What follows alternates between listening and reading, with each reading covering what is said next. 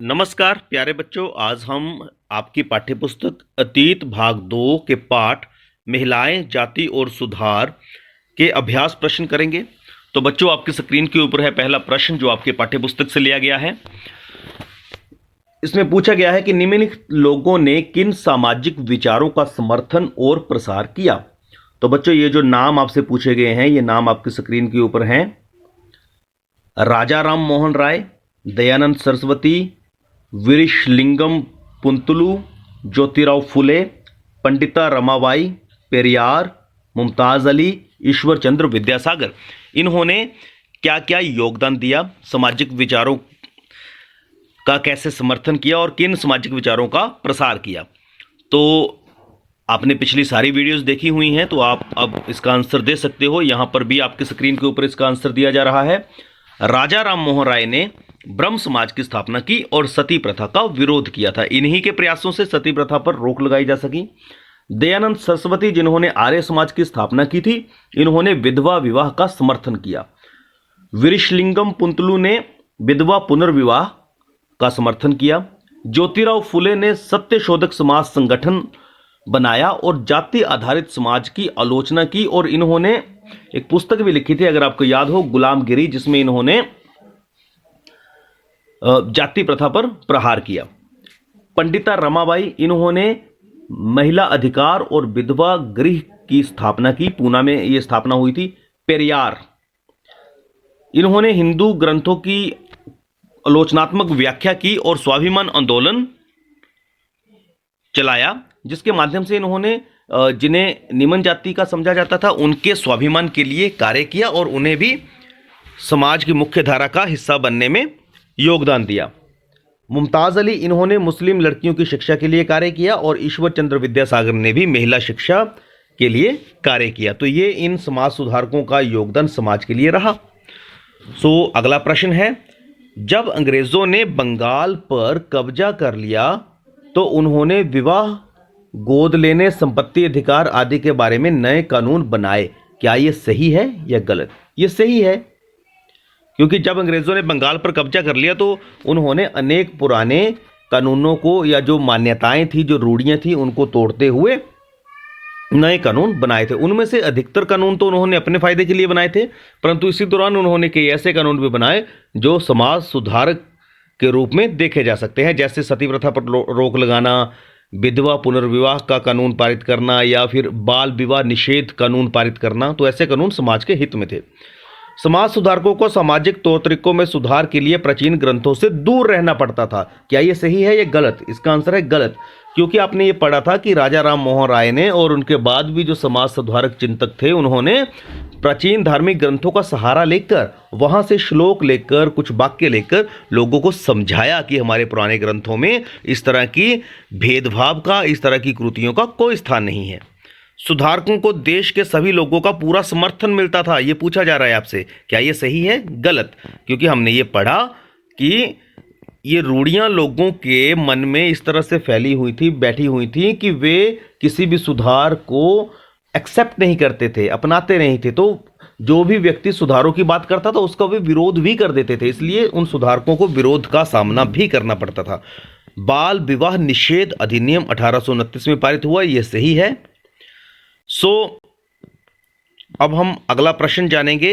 लड़कियों को स्कूल न भेजने के पीछे लोगों के पास कौन कौन से कारण होते थे? वे क्या क्या तर्क देते थे कि लड़कियों को स्कूल क्यों नहीं भेजेंगे? तो बच्चों, लोगों की मान्यता थी, हालांकि ये आज के समाज के अनुसार हमें लगता है कि बिल्कुल गलत मान्यताएं थी, परंतु उस वक्त ये प्रचलित थी। तो लोग, चाहे वो पुरुष हों या स्त्री हों, वो लड़कियों की शिक्षा के खिलाफ हुआ करते थे। तो इसलिए समाज सुधारकों को बड़ी अधिक मेहनत करनी पड़ी, लोगों को समझाना पड़ा। उन्हें लगता था कि स्कूल जाने से लड़कियां घरों से दूर भागेंगी, इनसे वे अपने पारंपरिक घरेलू काम नहीं कर पाएंगी।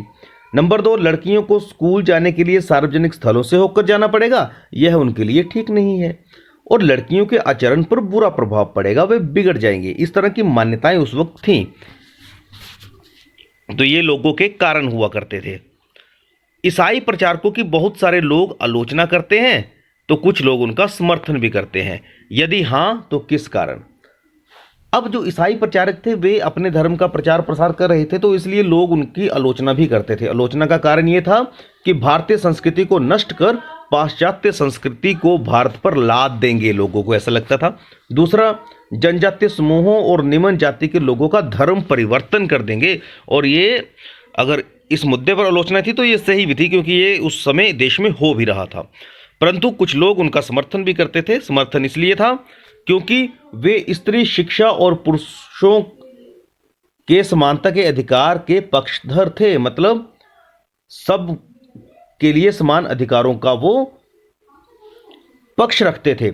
जनजातीय लोगों और निम्न जाति के लोगों के लिए स्कूलों की स्थापना भी की गई, तो इस लिहाज से उनके द्वारा किए गए कार्य लोगों को अच्छे लगते थे और लोग उसका समर्थन भी करते थे। तो बच्चों, अगला प्रश्न है कि अंग्रेजों के काल में ऐसे लोगों के लिए कौन से अवसर पैदा हुए जो निम्न मानी जाने वाली जातियों से संबंधित थे। तो ये हमने पढ़ा था कि कुछ नए अवसर पैदा हुए थे, कुछ नए मौके मिले थे, जैसे शहरीकरण हो रहा था, नए शहर बस रहे थे, तो लोगों को अपने जो सामाजिक सेटअप थे, सामाजिक संरचना थी, जो गांव थे, वहां से निकलकर बाहर जाने के मौके मिल रहे थे, जहां पे वो उस जाति व्यवस्था से दूर हो रहे थे। 19वीं सदी में ईसाई प्रचारक आदिवासी समुदायों और निचली जाति के बच्चों के लिए स्कूल खोलने लगे थे। शहरों में रोजगार के नए अवसर सामने आ रहे थे, जैसे मकान, पार्क, सड़कें, नालियां, बाग, मिलें, रेलवे स्टेशन आदि के निर्माण में मजदूरों की आवश्यकता थी, जिसमें बहुत सारे लोग निम्न जातियों के होते थे जो शहर में आके काम करते थे। बहुत सारे लोग असम, मॉरिशस, त्रिनिदाद और इंडोनेशिया आदि स्थानों पर बागानों में काम करने के लिए भी जा रहे थे। तो ये नए अवसर खुल रहे थे लोगों के लिए। वो अपने पारंपरिक कामों से निकलकर, उस जातीय व्यवस्था से बाहर निकलकर नई जगह पर बस रहे थे और काम कर रहे थे। बच्चों, अगला प्रश्न है, फुले ने अपनी पुस्तक गुलामगिरी को गुलामों की आजादी के लिए चल रहे अमेरिकी आंदोलन को समर्पित क्यों किया। ये तो आपको विदित है कि 1873 में फुले ने गुलामगिरी नामक एक पुस्तक लिखी। फुले ने पुस्तक लिखने से 10 वर्ष पूर्व अमेरिका में गृह युद्ध के फलस्वरूप दास प्रथा का अंत हो चुका था। इस चीज को भी उसमें दर्शाया, और उन्होंने इस पुस्तक को अमेरिकी आंदोलन को समर्पित किया, क्योंकि उन्होंने भारत की निम्न जातियों और अमेरिका के काले गुलामों की दुर्दशा को एक दूसरे से जोड़कर देखा। उन्होंने कहा कि जिस तरह वहां पे संघर्ष करके काले गुलामों ने आज़ादी पाई है, उसी तरह भारत की जो निम्न जातियां हैं वो शोषण से आज़ादी पा सकती हैं। तो ये उनकी पुस्तक थी गुलामगिरी, जो 1873 में लिखी गई थी। और बच्चों, अगला प्रश्न है, मंदिर प्रवेश आंदोलन के जरिए अंबेडकर क्या हासिल करना चाहते थे। आपने ये पढ़ा कि अंबेडकर जी ने 3 बड़े आंदोलन चलाए, जिसमें उन्होंने दलित समुदाय के लोगों को, निम्न जाति के लोगों को मंदिर में प्रवेश करवाया। तो वे क्या साबित करना चाहते थे। अंबेडकर जी बड़े दूरदर्शी आदमी थे। उन्होंने भारत का संविधान लिखा, इसके लिए बहुत बड़ा योगदान उनका भारत के लिए है। और उन्होंने समाज में समानता स्थापित करने के लिए भी बहुत काम किया। अंबेडकर एक महार परिवार में पैदा हुए थे, इसलिए उन्होंने बचपन से ही जातीय भेदभाव और पूर्वाग्रह को नजदीक से देखा था।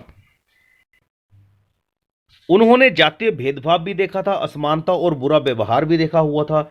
1927 से 1935 के बीच उन्होंने मंदिरों में प्रवेश करने के लिए 3 बड़े आंदोलन चलाए, और वे समाज को दिखाना चाहते थे कि समाज में जातीय पूर्वाग्रहों की जकड़ कितनी मजबूत है, लेकिन लगातार विरोध करने पर इसको कमजोर किया जा सकता है। तो उन्होंने इन संघर्षों के माध्यम से इस सामाजिक व्यवस्था को हटाने के लिए प्रयास किए। अब अंतिम प्रश्न हम पढ़ेंगे, ज्योतिराव फुले और रामास्वामी नायकर राष्ट्रीय आंदोलन की आलोचना क्यों करते थे। क्या उनकी आलोचना से राष्ट्रीय संघर्ष में किसी प्रकार की मदद मिली। हाँ, मैंने कहा था कि सोच अपनी हो सकती है, परंतु इन लोगों ने जो काम किया उससे परिस्थितियां बदली, लोगों को सोचने पे मजबूर किया। फुले ने जाति व्यवस्था की अपनी आलोचना को सभी प्रकार की गैर बराबरी से जोड़ा। सिर्फ जाति प्रथा पर ही नहीं, बल्कि उन्होंने जैसे उच्च जाति की महिलाओं की दुर्दशा, मजदूरों की मुसीबतों और निम्न जातियों के अपमानपूर्ण हालातों के बारे में उन्होंने लिखा। वे चिंतित थे, तो उन्होंने हर किस्म की गैर बराबरी, चाहे वो किसी भी समुदाय में थी, उसके बारे में लिखा। पेरियार की दलीलों और आंदोलन से उच्च जातीय राष्ट्रवादियों के बीच कुछ आत्म मंथन और आत्म आलोचना की प्रक्रिया शुरू हुई। पेरियार रामास्वामी नायकर जी को कहते थे। ये हमने पढ़ा था कि जब उन्होंने किसी मीटिंग में ये देखा कि बैठने की व्यवस्था जाति के हिसाब से अलग अलग की गई है, तो उन्होंने उस मीटिंग को वहाँ से छोड़ा और बाद में लोगों को मजबूर किया ये सोचने के लिए, आत्ममंथन के लिए, आत्म आलोचना के लिए कि इस तरह की व्यवस्थाएं गलत हैं। उनकी आलोचना से समाज में समानता का भाव आया, जातीय बंधन ढीले पड़े, छुआछूत की भावना कम हुई, जिससे राष्ट्रीय आंदोलन में एकता का भाव पैदा हुआ। तो ये ज्योतिराव फुले जी और रामास्वामी नायकर जी की बहुत बड़ी देन है। आज आप जो हालात देखते हैं बच्चों, ये आज से 100-150 वर्ष पहले नहीं थे। तो ये इन लोगों के प्रयास हैं जो आज हम शिक्षा के प्रसार के माध्यम से इन कुरीतियों से बाहर निकल पा रहे हैं। तो हमने अभ्यास प्रश्न लगभग सभी कर लिए हैं, तो कार्यपत्र को हल करिएगा, इन सभी अभ्यास प्रश्नों को दोहराइएगा। धन्यवाद। जय हिंद, जय हिमाचल।